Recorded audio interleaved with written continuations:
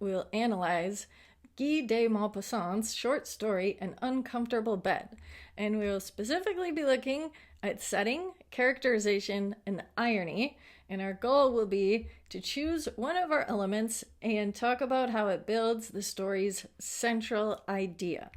Now, first we'll take a look through our story.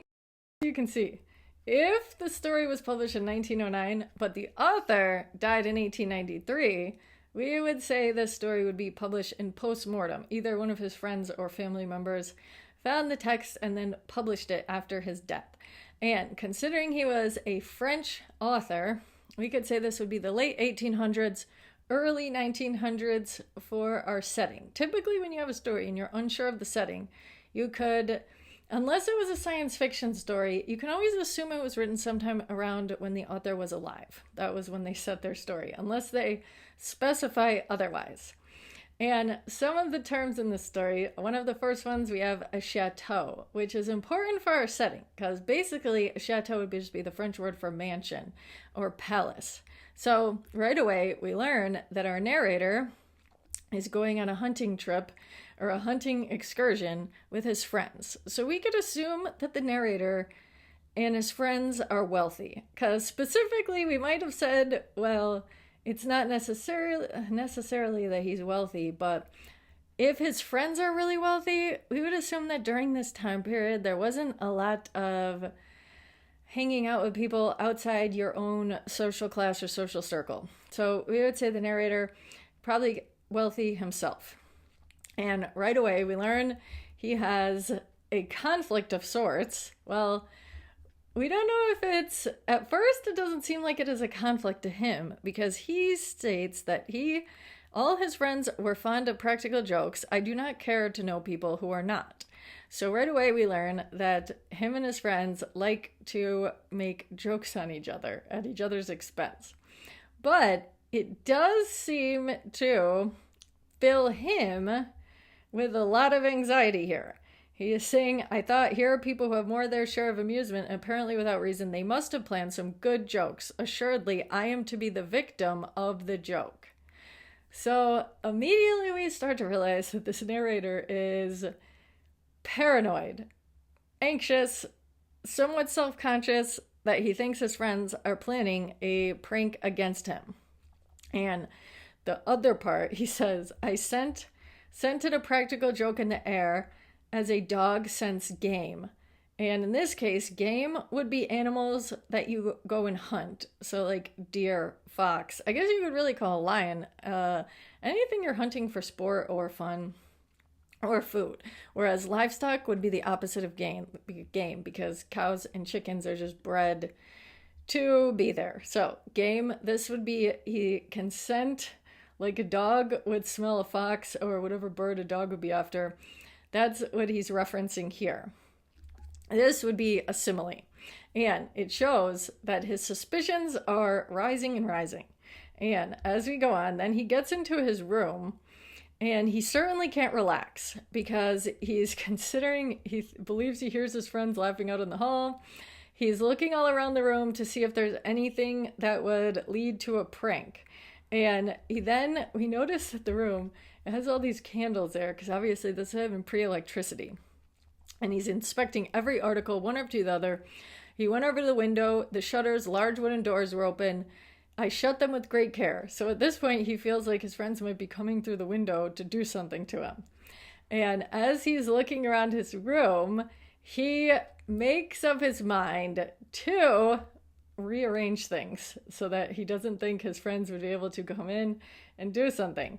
He was going to take a cold shower from overhead. This would be if they had planned to like dump something on his head or something, or do something to his bed. And he's saying that that won't happen to him. And he takes this extra precaution, which considered ensured safety. He caught hold of the mattress gingerly and very slowly drew it toward me. It came away, followed by the sheet and the rest of the bedclothes. I dragged all these objects into the very middle of the room, facing the entrance of the door. I made my bed over again as best I could, at some distance from the suspected bedstand and corner, which had filled me with such anxiety. So at this point, he's rearranged the room and he's sleeping in the middle of the room to avoid any possible pranks. But when he wakes up, he is awakened with a start because a heavy body comes tumbling down on him. And on his face, neck, and chest, a burning liquid which made him utter a howl of pain. And we also had, this would be the valet that ends up falling on him. They're going to say, where's the part where he says, the manservant, with all his cufflings, but I immediately receives a hail of cufflings, which made me jump straight out over the soaked sheets and rush in my night shirt into the corridor, the door of which I found open. Oh heavens, it was broad daylight. The noise brought my friends hurrying into the apartment, and we found, sprawling over my improvised bed, the dismayed valet, who, while bringing me my morning cup of tea, had tripped over this obstacle in the middle of the floor and fallen on his stomach, spilling my breakfast over my face in spite of himself. So that's who was, cuffings would mean to like strike someone. So he was like flailing about, this valet. And a valet nowadays is someone who goes and gets a car for people when they get to a restaurant or an event. But in this term, they would just mean someone kind of like a butler in a sense. So in the end of the story, this is when we would say our irony comes into play. So, if we were going to answer our first question, how does the setting of the chateau shape the narrator's paranoia?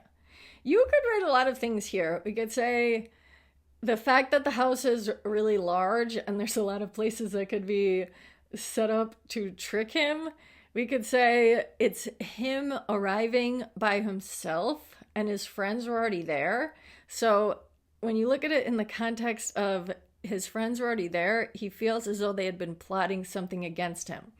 Then we could also say the fact that the room is large, there would be a lot of places that someone could hide things, whether it be coming through the curtains or, I don't know, configuring something that would fall on his head when he was sleeping. Any of these things. We could say the large house, the fact it's not the narrator's house, so he's in somewhat of an uncomfortable. Well, it's not supposed to be uncomfortable. He's supposed to be having a good time. But the setting, surrounded by his friends, getting there after they all did, and the largeness of it. Also, you could say the candles make it a little, because someone could get burned or something could happen with those. But anything about the fact that it's isolated with just him and his friends, he had just gotten there, it appears he feels out of place. But overall, his friends were never mean to him. And they clearly weren't even planning a joke. And then we get into the characterization. Now, this would be part of my answer on here. We could say, what specific actions or thoughts best revealed the narrator's personality? And what do they suggest about how the narrator sees himself versus how the reader sees him? Throughout this story, we may have thought that his friends really were doing a prank on him, just because he was so concerned about it.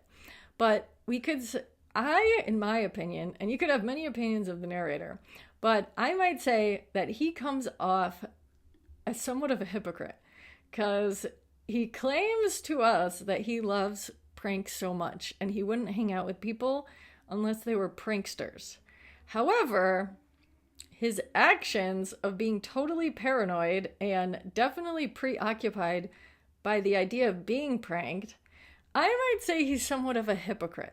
He likes to enjoy things when they're not happening to him, kind of like that situation. And then, of course, we have our irony at the end. So dramatic irony, that's the kind of irony where, let's say you were watching a show about kids who are having a party at their house, and then the show cuts to the parents driving home. But the kids do not know that their parents are on the way home, so they continue planning the party. But us, as a viewer, we know that they're on their way home. So that creates dramatic irony, when the reader sees something that the characters cannot. Whereas this, I might call this the situational irony.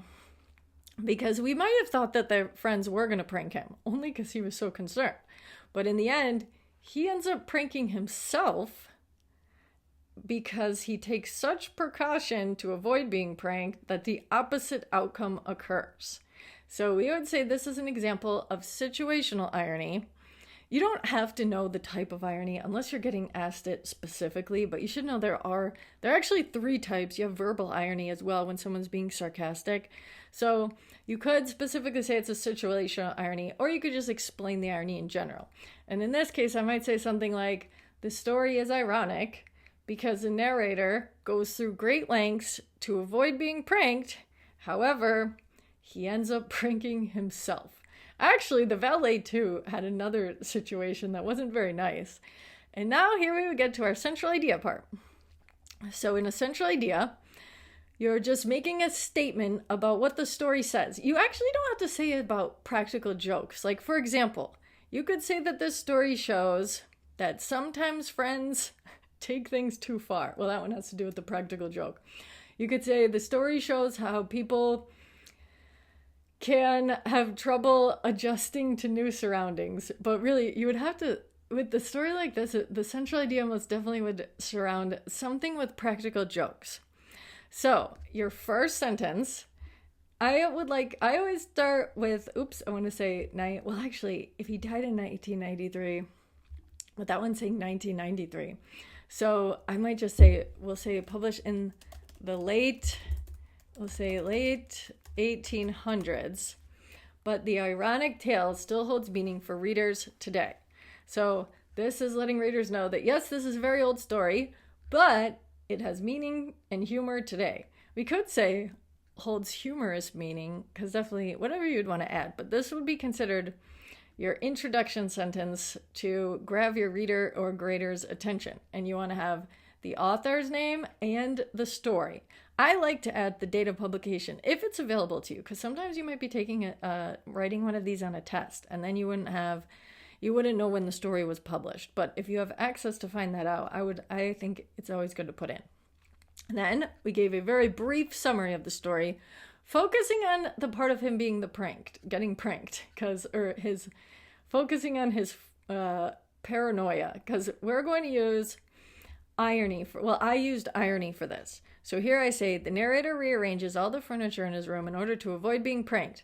However, in the morning, a servant trips over the narrator's obstacles. In the story's resolution, that would be our ending, the narrator's friends all laugh at his unintended consequence in his attempt to not be pranked. Then we have the story's central idea shows readers the dangers of paranoia and overthinking through Maupassant's use of irony. So this is a really short central idea, but in the middle, you would want to give a little bit of the background of the story, because if you don't give any background of the story, you don't want to provide a full-blown summary. And then we could add another thing here. I might say something like, we could say, due to the narrator's, paranoia, he creates a situation where he pranks himself when the valet trips over the rearranged furniture, because it's basically how he created the uncomfortable bed. You could also say this creates an uncomfortable bed because now there's a bunch of stuff spilled in it. So hence our significance of the title as well. And then we would just close it here where I'm saying this story, I'm stating what we believe to be our central idea, that it is dangerous to be too paranoid and overthink things because it can lead to awkward consequences. I might even say dangers could be, you could also change the word, like if you're always overthinking things and if you think everyone is out to get you, you might end up getting it yourself, because that's basically what this story would be. When you think everyone is trying to do something to you, you're not going to be enjoying yourself, and that's certainly the case in this story. You could also say that friends who another central idea could be something like friends who take pranking each other too hard or too serious may end up ostracizing each other, because we don't exactly know what the joke would have been. I can't imagine it would have been very funny, but if everyone's laughing at one person, sometimes that can be hurtful. So you could also say a central idea of the story shows that practical jokes against one person aren't always perceived as humorous. Because in the case of our narrator, he acts like he thinks jokes are funny, but he literally does everything in his power to avoid getting pranked here. So that would be our analysis for An Uncomfortable Bed by Guy de Maupassant. And if you would like to see more short story analysis, you can leave a comment for an author or story you would like analyzed.